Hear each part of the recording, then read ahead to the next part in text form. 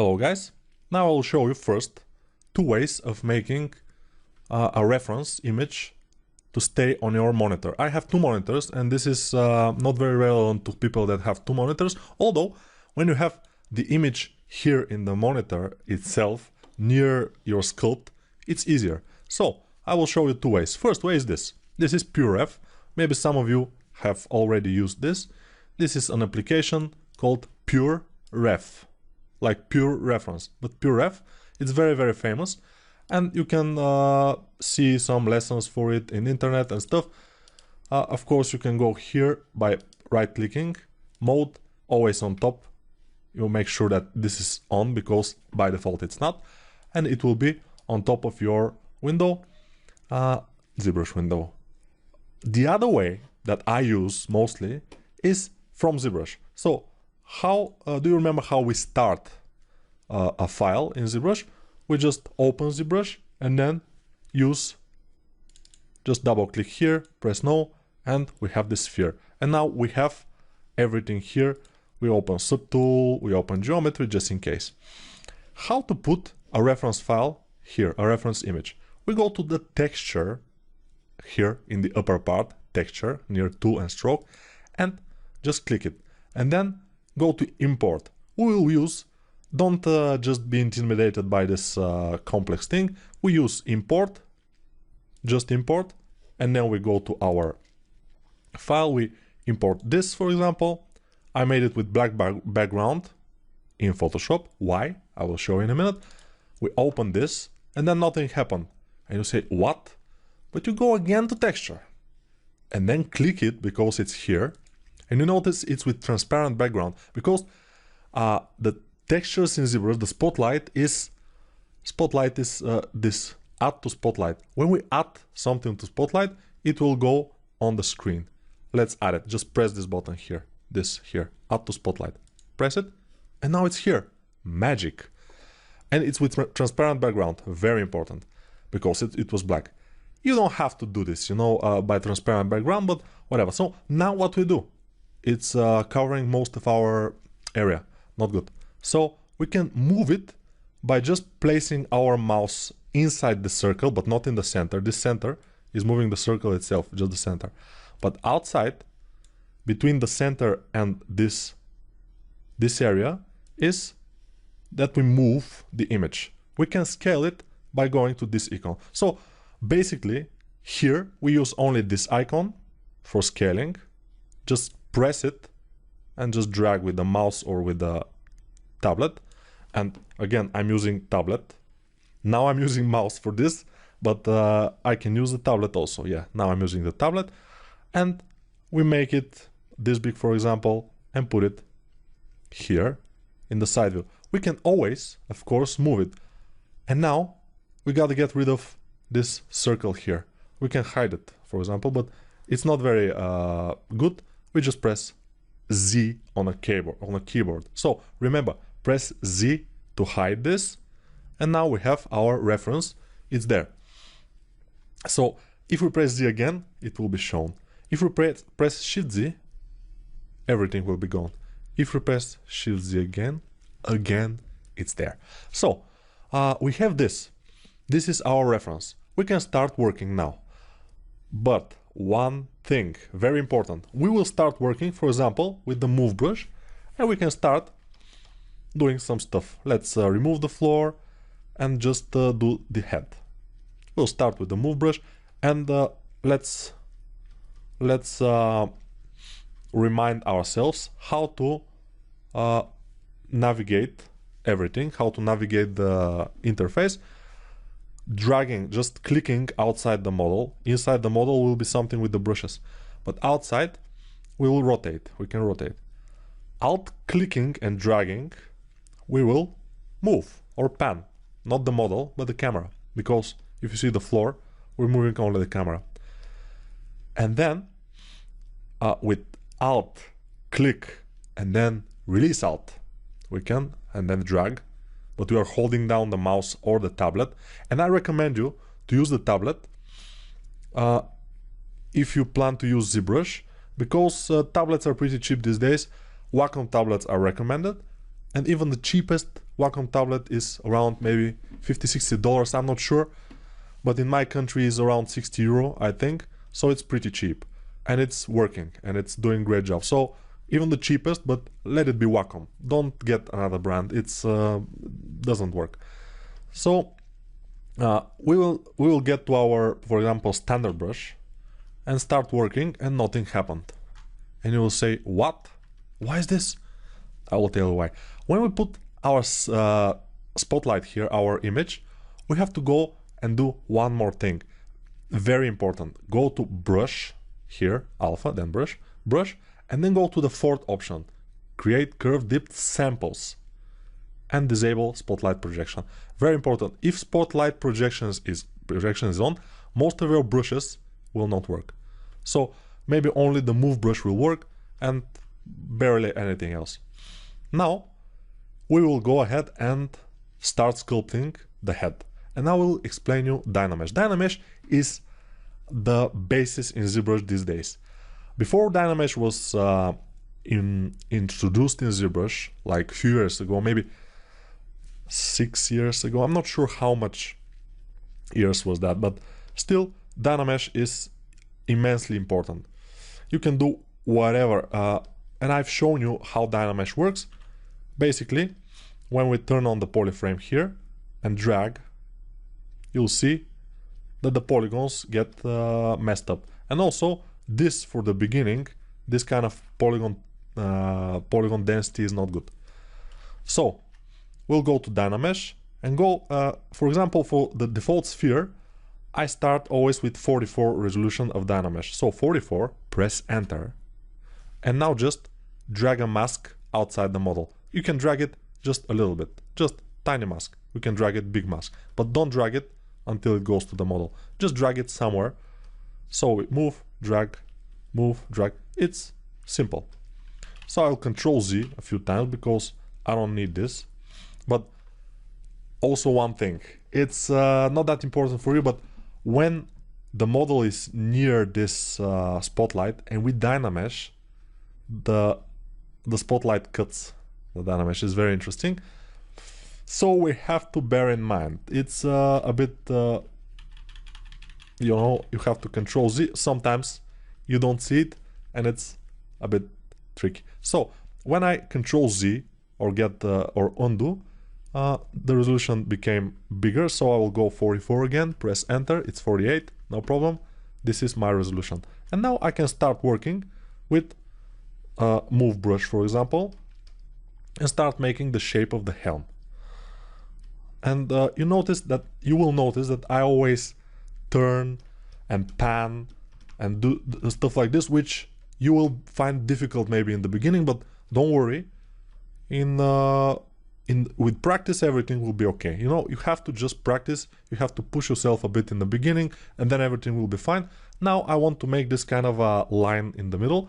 I will go to my high polish brush, which is 5.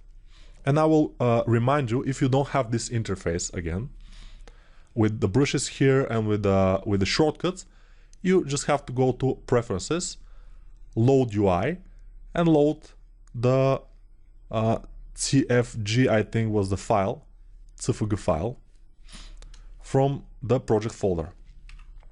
So, from the project files folder. And then, with the high polish, I'm just making this.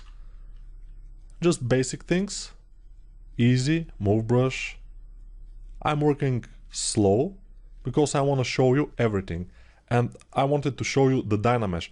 And from the Dynamesh window, we are using only Dynamesh, resolution, and polish sometimes. That's it, nothing else. Project, no. Groups, no. Maybe groups sometimes, but I barely use it. Maybe in the last year, I made a lot of models, never use this. Sub projection, no. Add sub, and no. Create shell, no. No, just Dynamesh, resolution. So that's why we have this here. Dynamesh, resolution, and those things here. So don't be afraid by, don't be frightened by all these menus in ZBrush. We are using in a base sculpting just a tiny bit of them. I mean, not too much. So now you see I'm panning, I'm rotating constantly so I can make sure that I have a good model. And I always start with Dynamesh. Dynamesh is my bread and butter. It's very important. You can make everything with Dynamesh and then refine it with other methods. But Dynamesh, super important. So we have to make sure that our face here, face area, is a bit smaller, and the other area is a bit bigger. Yeah, I know my English is the best, of course. And yeah, I should write pure ref because I cannot pronounce it properly right, but it's okay. It's okay because I think if someone wants to learn, they will understand, or you will understand.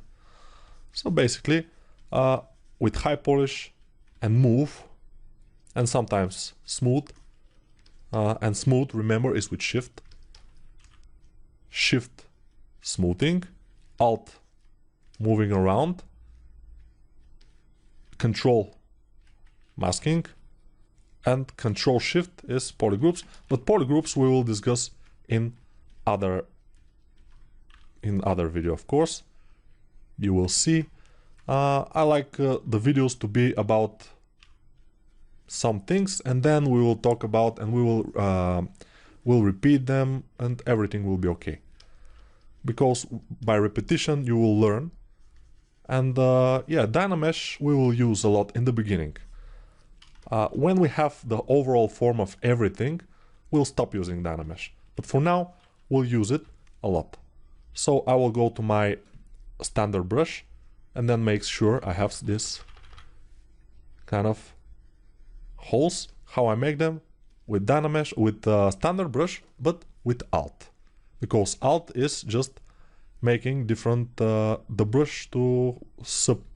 You know, the brush itself is Z-add. Most brushes by default are Z-add. When you press Alt, they become Z-sub.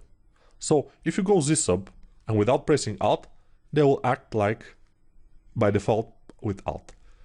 Now with Alt, they will act like default brush. So Control Z and Z-add. Okay. Now what we have here is a head. And it's looking kind of good, but of course in the beginning nothing will look perfect. We'll have to figure a lot of things, proportions, forms. We have to be careful not to rush it. And we have this kind of head. And it will work, no problem. But probably we will do something else. For example, we can do this with the clay tubes brush, which is number 2. And remember, if you load from preferences and from config, load UI, if you load this CFG, which is in the project files, you probably will have to still make those shortcuts here. And you know, I will even say how to make these shortcuts. Now you go to the thing that you want to make shortcut of, then press Ctrl Alt and click on it, and you will notice in the top corner, press any key combination to assign custom hotkey and stuff. So while our mouse in this area, we can press a key combination. For example, this is 1, but it's 1, so I won't press it. But when you press it, you will assign 1 to this. But if we remove the mouse, hotkey note, operation cancelled here. So that's how you make key combination. It's very easy. You don't have to be enable customize or anything. But remember one thing again, a hot tip. If you are making a key combinations, short keys or hotkeys, when you close ZBrush, it will ask you, do you want the key combinations to be saved? Press yes. And you will be okay. So now I will show you one more thing. Just one brush that I like to use that it's not here, but I use it always for horns, for arms, for legs. Very good brush. I press B in order to get my brushes, or I go here in order to get my brushes. And then I go to this brush, which is Curve Tube. This brush. This brush, as you can see, looks like a guy with the big mustaches and eyebrows, big eyebrows. So this guy is very good. What it does is making something like this. We can make horns from it. And we can also work on it until we have to accept it. But be careful, because for example now the horns are too big. How we can shrink them? It's a little bit interesting. So when we are here near the spline, this is a curve, near the curve, our brush is blue. When we go outside, it's red. While it's red, we can make it smaller and then go here and click on the curve. And then it will be, you know, if we make the brush smaller here and click, nothing will happen, you know. This is just for making this horns. And then our brush will be this size, you know. This is different sizes. So if I want it to be smaller, I will click again the bracket key and I will make it smaller. And then I can work on it like this. And of course, we can always work on it more. The base thing in ZBrush is to have something from which to make something. What I mean is, we have this, and we can make these horns with very much ease, because this is very much resembling the form. It's not exact, but it's very close. So, how do I accept this? Many people are having difficulties accepting curves. It's very easy. Just click on the model. Just click without alt, without anything. Just click, and it's accepted. Yes. So I go to my move brush, and then I just move this up like that. Very easy. And what I like to do also is when I have separate objects, like the horns are a little bit separate from the helm. So what I like to do is, while they are masked, because we have inserted this mesh into the other one, and now the other one is masked, so we can move only this one. So this is masked. We will use that. We will not unmask. We'll go ahead and split those two into, because we have now only one subtool. We'll split it to have two subtools, one for the horns, one for the helm. It will be much more convenient to work with. Okay, and when we make Dynamesh for the horns, if they are connected here, there will be one mesh which is not exactly what we want. We won't have control. So better to be different mesh. So split unmasked or split masked, it doesn't matter. It will split them, you know, basically. So now we have the helm, and we are on it here. You'll notice we are on the helm subtool now. And very important thing that I think I didn't say, how to change between the subtools with alt click, alt click, alt click, alt click, alt click, or from here. Of course, we can see this is our horns in the thumbnail. This is the helm. So we are on the horns. I will continue to work on the horns like this. And of course, I will smooth here because we have too much of a stretch geometry. And we can try Dynamesh it at 48. Why not? I just made a mask, just a quick mask, and it's Dynameshed. And now I will smooth it with Shift. I'm pressing Shift and just dragging, just pressing and dragging, and it's smoothed. And now we can try to inflate it someplace. For example, with 6 is our inflate brush. You can see here inflate. And I will go with the big inflate brush and go a little bit like this, a little bit away from the model, and just inflate. Because if I inflate near the model, it will be like this. And I want it to be better, so I inflate a bit away from the model with a very big brush. And this will give me more control without breaking the model and making it blobby and stuff. That's important. Another thing, pretty important, but many people are not saying it. Dynamic mode for the brushes. I will show you that in a minute. By default, most brushes have dynamic mode enabled like this. Dynamic mode, what it does, I don't like it. So I always disable them. What it does is when we go away from the model, our brush remains the same size compared to the model. So here it's big, here it's small, but it's not good to work with, you know. I like to disable dynamic mode, and now whatever the brush I made, it will remain the same size no matter where the model is. And for now, that will be all. In the next video, we will start working probably again with Dynamesh, or we will see what. But this is starting to look good. So see you in the next one.